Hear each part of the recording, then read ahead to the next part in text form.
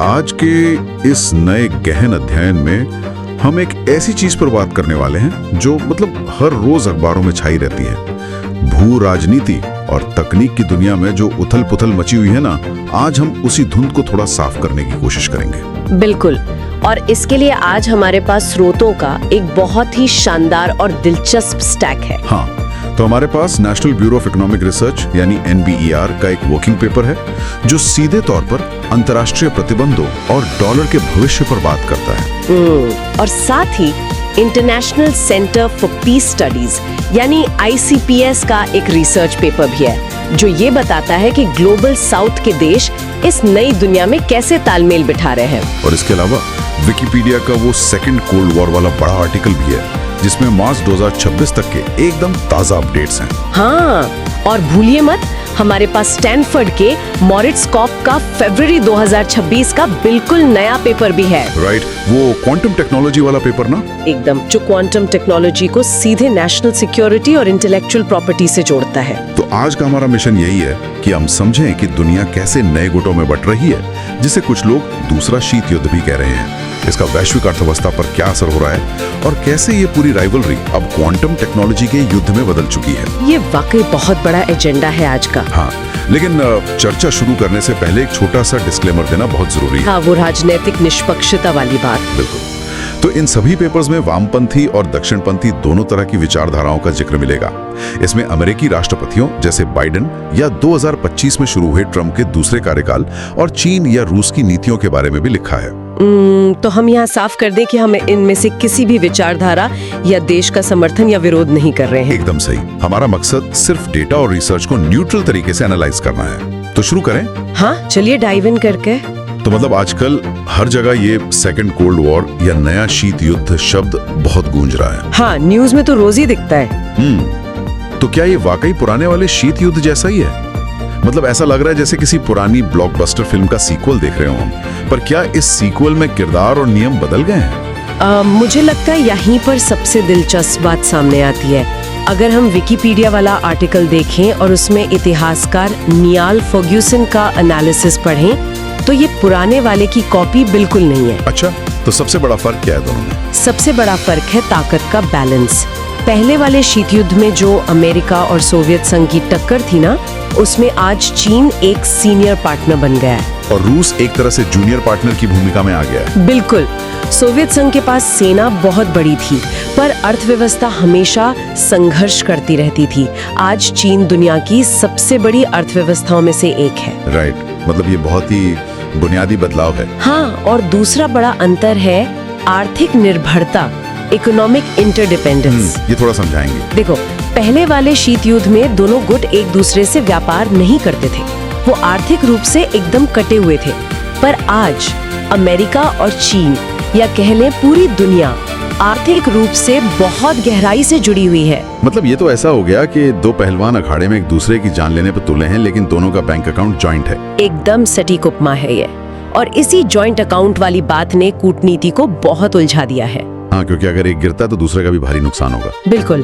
और विकिपीडिया वाले लेख में डोनाल्ड ट्रंप के दूसरे कार्यकाल का भी जिक्र है जो 2025 में शुरू हुआ था। उन्होंने नाटो सहयोगियों पर कुछ दबाव डाला है ना? हाँ, बहुत भारी दबाव कि वो अपना रक्षा बजट बढ़ाकर GDP का 5% कर दें। 5%? ये तो बहुत ज्यादा होता है किसी भी देश के लिए। मार्च 2026 में थॉमस ब्लैक का एक एनालिसिस आता है। वो मैन्युफैक्चरिंग बेस के बारे में था ना? राइट। उनका कहना है कि आज चीन का मैन्युफैक्चरिंग बेस पुराने सोवियत संघ से कहीं ज्यादा मजबूत है, जबकि अमेरिका की अपनी सप्लाई चेन कमजोर हुई है क्योंकि उन्होंने सब कुछ आउटसोर्स कर दिया था। सही कहा। तो अगर ये नया शीत युद्ध हथियारों से ज्यादा अर्थव्यवस्था और कारखानों का है तो इसका सबसे बड़ा युद्ध क्षेत्र तो वो मुद्रा होनी चाहिए जो इस पूरे व्यापार को चलाती है, यानी ग्लोबल करेंसी अमेरिकी डॉलर। बिल्कुल।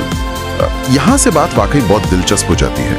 अगर हम मान लें कि विश्व अर्थव्यवस्था एक बहुत बड़ा कसीनो है तो अमेरिकी डॉलर हमेशा से इस कसीनो का हाउस चिप्स रहा है। हाँ, कोई भी दाव लगाए चिप्स तो वही चलेंगे। लेकिन जो NBER का वर्किंग पेपर है वो कुछ और ही बता रहा है। वो कह रहे हैं कि अंतर्राष्ट्रीय प्रतिबंधों यानी सैंक्शंस का डर इस सिस्टम को अंदर से हिला रहा है। NBAR का जो मॉडल है ना, जिसे बियांकी और सोसा पैडिला ने लिखा है, वो इसे बहुत अच्छे से समझाता है। अच्छा, वो मॉडल काम कैसे करता है? जब अमेरिका जैसे देश वित्तीय प्रतिबंध लगाते हैं या भविष्य में प्रतिबंध लगाने की सिर्फ चेतावनी भी देते हैं, तो विदेशी निवेशक बहुत डर जाते हैं। उन्हें लगता है कि उनके रिजर्व जब्त या फ्रीज हो सकते हैं। बिल्कुल, हाल ही में हमने देखा भी है कि कैसे देशों के रिजर्व्स रातों रात फ्रीज कर दिए गए। हाँ, तो इस डर का असल इम्पैक्ट क्या होता है? इस भविष्य के डर की वजह से डॉलर एसेट्स का जो सुविधा प्रतिफल होता है ना, जिसे कन्वीनियंस यील्ड कहते हैं, वो तेजी से गिर जाता है। एक मिनट, ये सुविधा प्रतिफल थोड़ा आम भाषा में समझाएंगी? इसे ऐसे समझिए जैसे शहर के बीचों बीच एक बहुत ही सुरक्षित और प्रीमियम पार्किंग की जगह है, जहां हम ज्यादा पैसे देके भी गाड़ी खड़ी करना चाहेंगे क्योंकि हमें पता है कि वहां गाड़ी एकदम सेफ रहेगी। बिल्कुल। वैश्विक अर्थव्यवस्था में डॉलर हमेशा से वही प्रीमियम पार्किंग स्पेस रहा है। लेकिन अब अगर मुझे लगने लगे कि वो पार्किंग का मालिक किसी भी दिन मेरी गाड़ी पर ताला लगा देगा और मुझे चाबी देने से मना कर देगा, तो क्या आप वहां अपनी गाड़ी खड़ी करने के लिए वो प्रीमियम कीमत चुकाएंगे? जाहिर है नहीं। मैं तो तुरंत कोई दूसरी पार्किंग ढूंढूंगा, चाहे वो थोड़ी दूरी क्यों ना हो। कम से कम गाड़ी तो मेरे पास रहेगी। बस पूरी दुनिया में ग्लोबल लेवल पर ठीक यही हो रहा है। विदेशी मुद्रा भंडार यानी FX रिजर्व के आंकड़े साफ गवाही दे रहे हैं।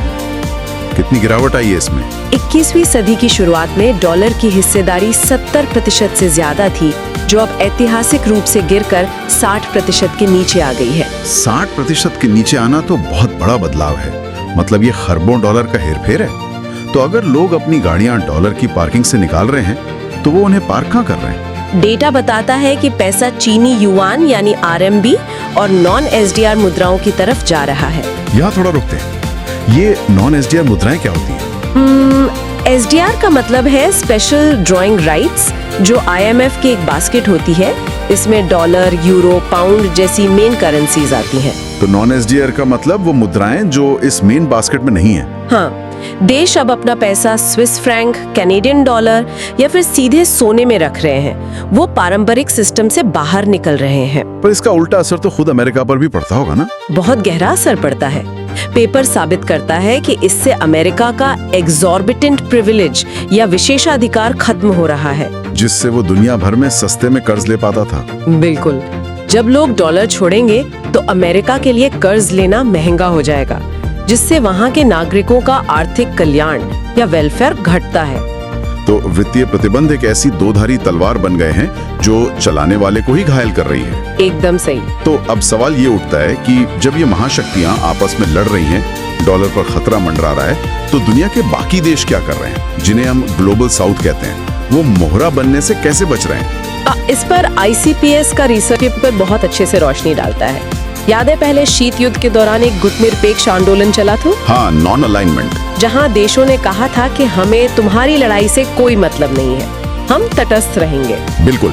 लेकिन आज का ग्लोबल साउथ इससे एक कदम आगे निकल गया है। वो समझ गए हैं कि आज तटस्थ रहना मुमकिन ही नहीं है। तो वो क्या कर रहे हैं अब? वो अब मल्टी अलाइनमेंट यानी बहुगुटबंदी की कूटनीति अपना रहे हैं। मल्टी अलाइनमेंट मतलब एक ही नाव में बैठने के बजाय जरूरत पड़ने पर अलग अलग नावों की सवारी करना। हाँ, कूटनीतिक भाषा में इसे रणनीतिक लचीलापन या स्ट्रेटेजिक फ्लेक्सिबिलिटी कहते हैं। देश अब विचारधारा पर नहीं, अपने फायदे के आधार पर सौदे कर रहे हैं। चीन के बेल्ट एंड रोड इनिशिएटिव का भी तो इसमें बड़ा रोल है ना? बहुत बड़ा रोल है। ICPS पेपर के अनुसार चीन 166 देशों में 1.3 ट्रिलियन डॉलर के बुनियादी ढांचे के प्रोजेक्ट्स चला रहा है। 1.3 ट्रिलियन, ये तो बहुत बड़ी रकम है। पर दुनिया के इस तरह अलग अलग गुटों में बंटने का वैश्विक व्यापार पर क्या असर हो रहा है? इसका बहुत भारी आर्थिक नुकसान हो रहा है।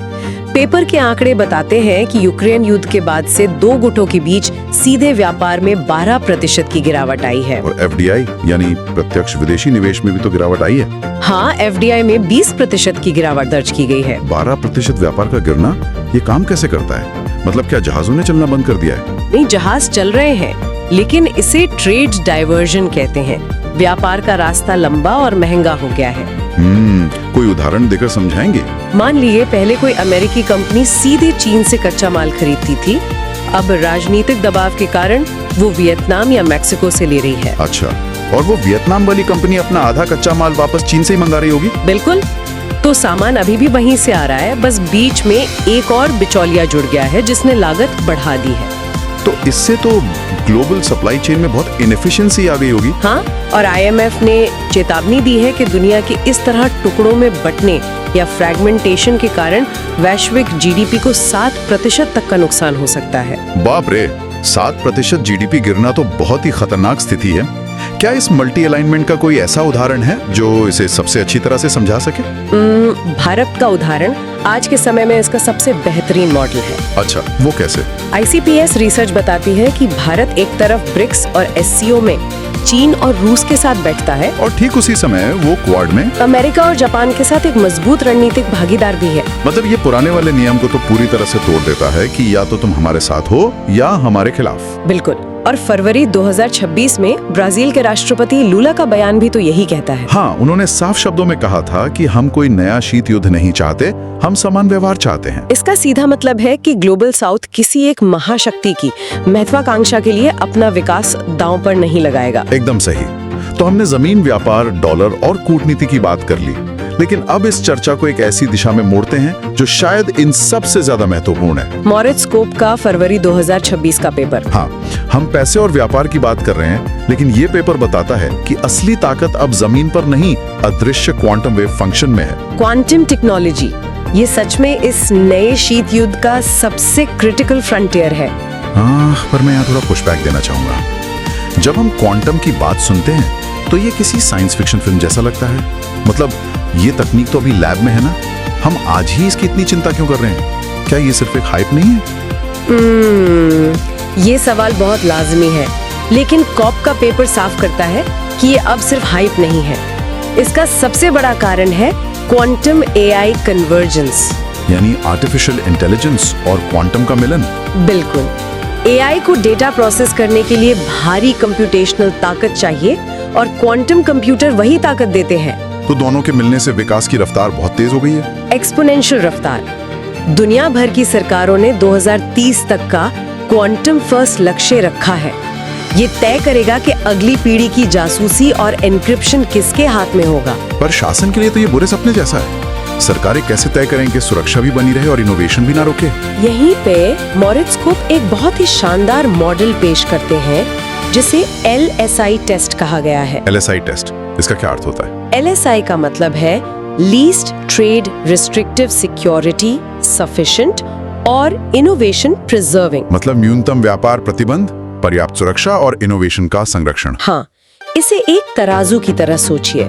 अगर किसी लैब ने बहुत पावरफुल क्वांटम एल्गोरिदम बना लिया तो सरकार सब कुछ सीक्रेट नहीं कर सकती है, वरना देश तकनीक में पिछड़ जाएगा। LSI मॉडल कहता है कि सिर्फ सबसे सेंसिटिव हिस्से को सीक्रेट रखो और बाकी इनोवेशन के लिए खुला छोड़ दो। बिल्कुल, संतुलन बनाने का ये सबसे अच्छा तरीका है। ये तो हुई सॉफ्टवेयर की बात, लेकिन क्वांटम कंप्यूटर बनाने के लिए जो हार्डवेयर चाहिए उसके लिए तो बहुत ही दुर्लभ खनिजों की जरूरत पड़ती है ना। बहुत सही पॉइंट है।